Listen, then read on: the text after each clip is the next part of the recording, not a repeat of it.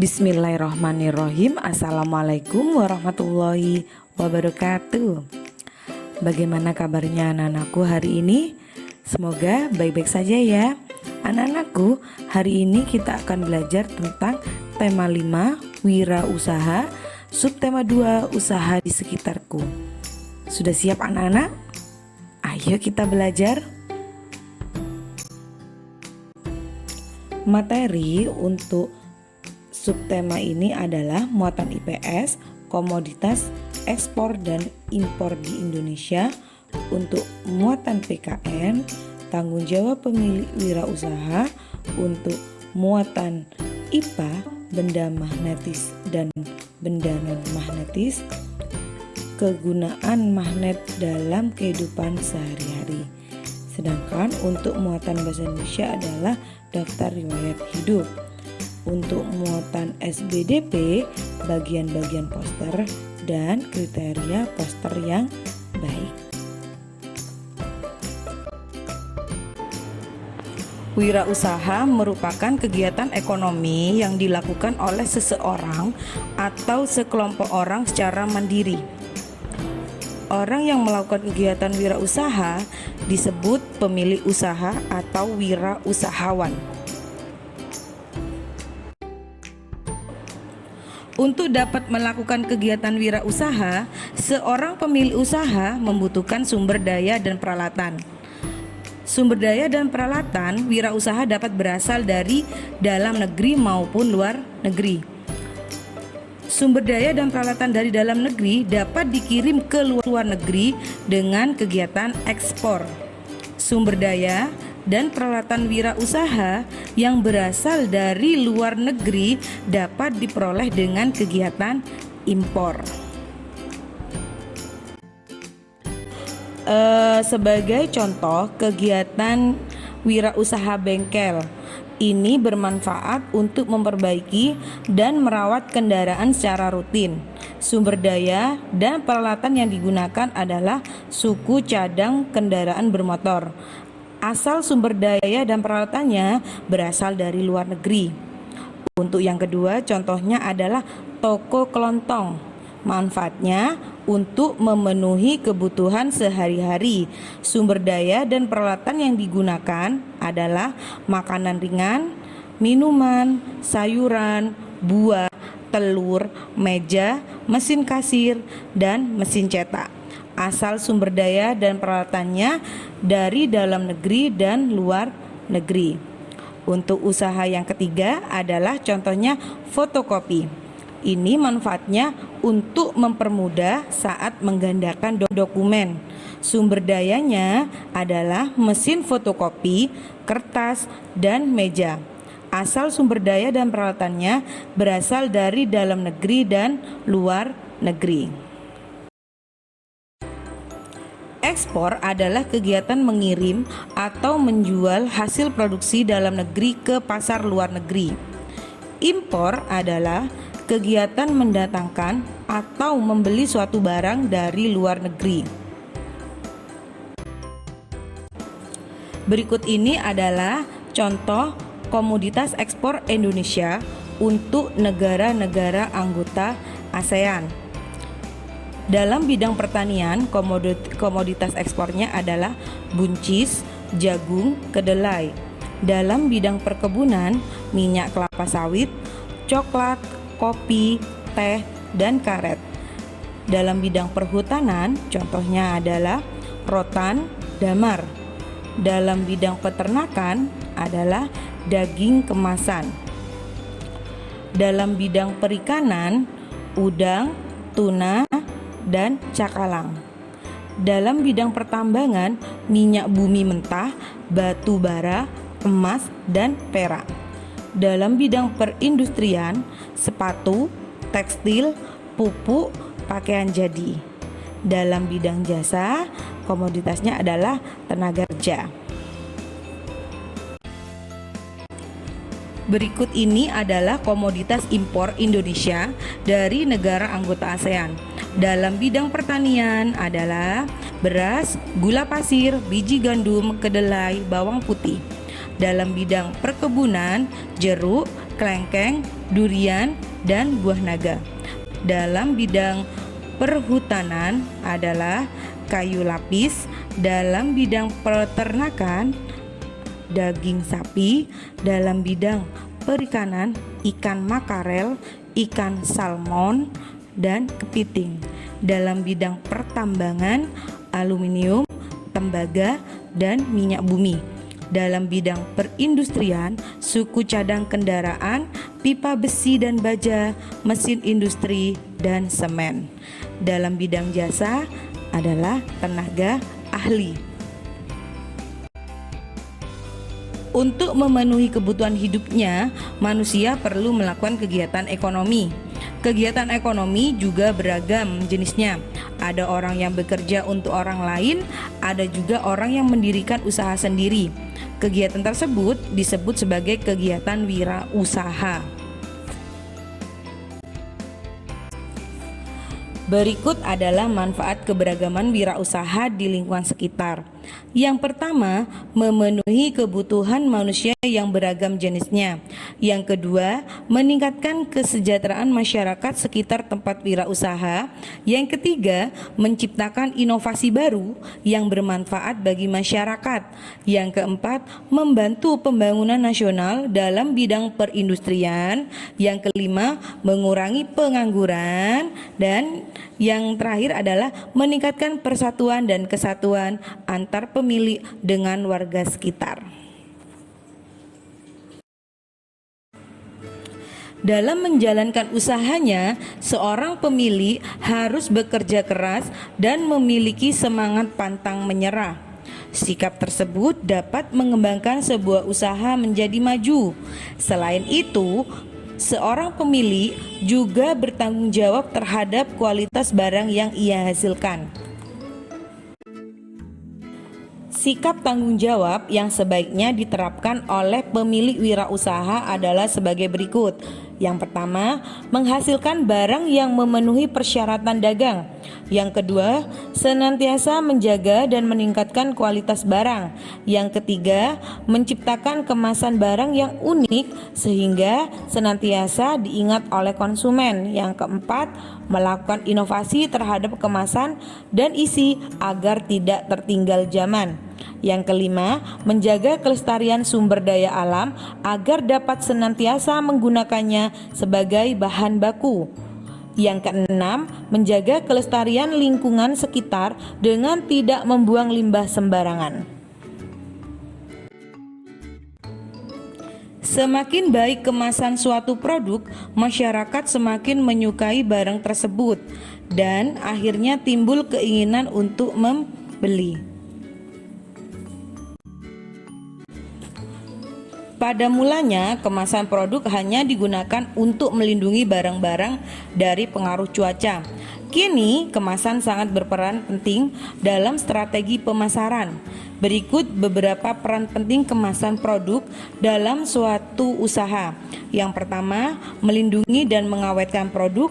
Yang kedua, sebagai identitas produk. Yang ketiga, memudahkan penghitungan, pengiriman, dan penyimpanan suatu produk. Perhatikan gambar benda-benda berikut. Apakah ada usaha yang menjual benda-benda tersebut di sekitar tempat tinggalmu? Pasti ada tetanggamu yang menjual barang-barang tersebut. Nah, sekarang kalian apakah bisa memprediksi barang-barang tersebut seandainya barang-barang tersebut didekatkan dengan magnet? Benda-benda yang dapat ditarik oleh magnet adalah peniti, paku, penjepit kertas, dan gunting. Nah, yang tidak dapat ditarik itu adalah pensil, penghapus, sisir, batu, kayu, daun, karat gelang, dan kaca. Berdasarkan sifat kemagnetannya, jenis bahan magnet ada dua macam. Yang pertama adalah benda magnetis atau namanya adalah ferromagnetik. Benda ini dapat ditarik kuat oleh magnet. Yang kedua adalah benda non-magnetik. Itu ada dua macam, ada paramagnetik dan diamagnetik. Kalau paramagnetik, benda ini dapat ditarik lemah oleh magnet. Sedangkan diamagnetik adalah benda yang tidak dapat ditarik oleh magnet. Contoh benda yang dapat ditarik kuat oleh magnet adalah besi, baja, kobalt, dan nikel. Sedangkan benda yang dapat ditarik lemah atau paramagnetik itu adalah contohnya aluminium, platina, dan tembaga. Contoh benda yang tidak ditarik atau diamagnetik adalah seng, bismut, kayu, kertas, plastik, dan kaca. Magnet dalam kehidupan sehari-hari banyak sekali memiliki manfaat. Yang pertama, magnet pada pengeras suara. Ini berguna untuk mengubah sinyal listrik menjadi gelombang bunyi. Terus yang kedua, magnet berguna untuk menutup rapat pintu kulkas. Magnet pada kompas berguna untuk menunjukkan arah. Magnet pada kartu ATM itu untuk memverifikasi transaksi pemegang kartu. Kegunaan magnet yang lain adalah pada telepon dan bel listrik. Magnet pada gagang telepon dan bel listrik berguna untuk mengubah sinyal listrik menjadi gelombang bunyi. Tahukah kamu bahwa wirausaha yang sudah berkembang pesat biasanya membutuhkan karyawan yang lebih banyak? Wirausaha tersebut dapat menuliskan iklan atau selebaran tentang lowongan pekerjaan untuk mendapatkan karyawan sesuai kebutuhan. Untuk melamar pekerjaan, kita butuh daftar riwayat hidup. Riwayat hidup adalah tulisan yang berisi informasi diri, meliputi identitas diri, serta kegiatan yang telah dilakukan. Riwayat hidup harus didasarkan pada fakta dan disajikan dengan sangat rinci. Riwayat hidup dapat ditulis dengan dua bentuk, yaitu bentuk singkat dan bentuk narasi. Riwayat hidup dalam bentuk singkat biasanya seperti formulir. Penulisan seperti ini lebih sering disebut daftar riwayat hidup. Riwayat hidup dalam bentuk narasi disajikan dalam bentuk paragraf atau tulisan memanjang. Tujuan dibuatnya riwayat hidup untuk menjelaskan tentang siapa diri kita kepada orang lain dalam suatu kegiatan yang memerlukan pengenalan diri. Hal-hal yang harus ditulis dalam riwayat hidup adalah identitas diri yang meliputi nama, usia, alamat, tempat dan tanggal lahir, serta kontak yang dapat dihubungi. Yang kedua, riwayat pendidikan merupakan daftar yang berisi informasi pendidikan yang pernah atau sedang ditempuh.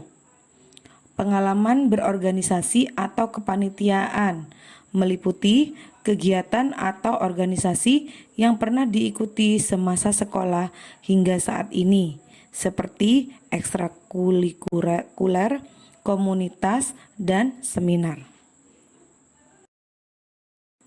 Untuk selanjutnya, hal-hal yang harus ditulis dalam riwayat hidup adalah prestasi yang meliputi berbagai penghargaan yang pernah diraih dari dulu hingga sekarang.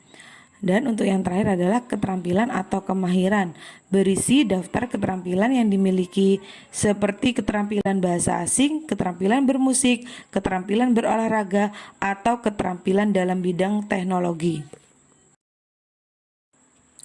Informasi yang ditulis dalam riwayat hidup dapat disesuaikan dengan informasi tentang diri sendiri.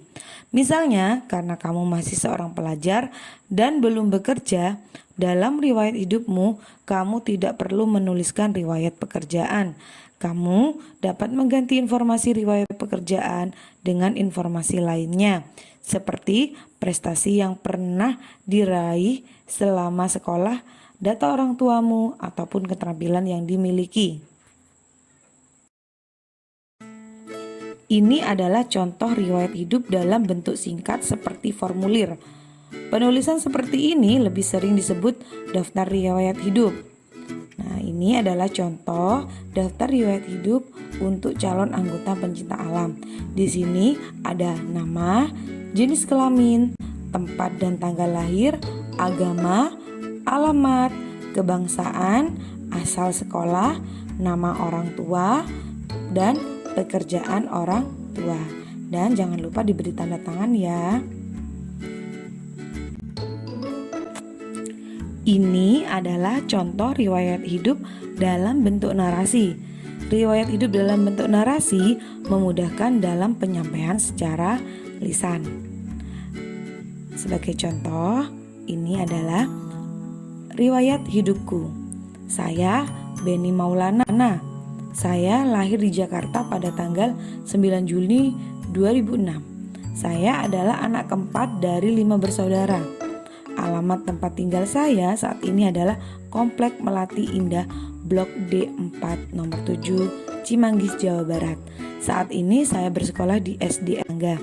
Saya pernah juara 1 dalam lomba Cerdas Cermat Sains, juara 1 lomba pidato bahasa Indonesia, dan juara 2 lomba puisi Sumpah Pemuda. Kegiatan saya saat ini yaitu anggota koperasi sekolah, anggota UKS, serta les musik dan bahasa Inggris. Ayo kita ingat kembali, informasi yang umumnya ditulis dalam riwayat hidup adalah data diri, yang kedua riwayat pendidikan, yang ketiga riwayat pekerjaan, yang keempat pengalaman berorganisasi atau kepanitiaan, yang kelima keterampilan atau kemahiran, yang keenam prestasi yang pernah diraih. Usaha kecil dan menengah atau UKM perlu terus dipromosikan agar dikenal lebih luas baik oleh konsumen dalam negeri maupun mancanegara. Salah satunya melalui poster. Ayo kita mengenal poster sebagai bagian dari reklame. Poster adalah salah satu jenis reklame yang berbentuk lembaran berisi informasi atau promosi suatu produk. Poster biasanya ditempel pada dinding atau tempat yang sudah disediakan. Macam-macam poster. Itu ada poster niaga, poster kegiatan, dan poster layanan masyarakat. Poster niaga adalah poster yang bertujuan untuk mempromosikan produk-produk. Poster ini banyak ditemukan di tempat umum. Yang kedua adalah poster kegiatan. Adalah poster pemberitahuan suatu kegiatan kepada para pembaca untuk mendatangi kegiatan tersebut. Yang ketiga adalah poster layanan masyarakat.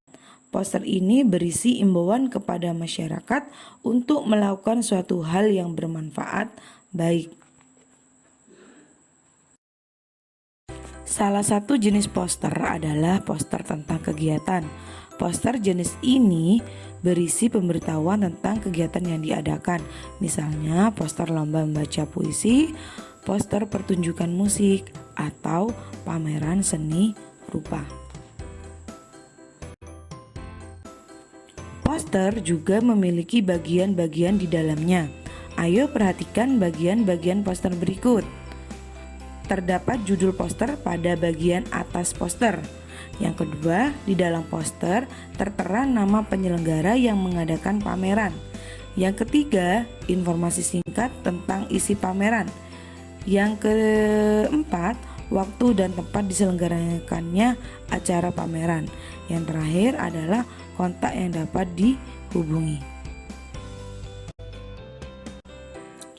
Kriteria poster kegiatan yang baik adalah bahasanya mudah dipahami, tulisan harus jelas, peletakan judul poster harus tepat. Yang keempat, penulisan waktu dan tanggal kegiatan berlangsung harus jelas. Yang kelima, pemilihan warna tulisan dengan warna dasar poster harus tepat. Yang keenam, gunakan warna tulisan yang mencolok. Yang ketujuh, gambar untuk melengkapi poster terlihat jelas. Dan yang terakhir adalah ukuran poster disesuaikan dengan tempat pemasangan poster yang ada di tempat umum. Alhamdulillah pembelajaran hari ini sudah selesai.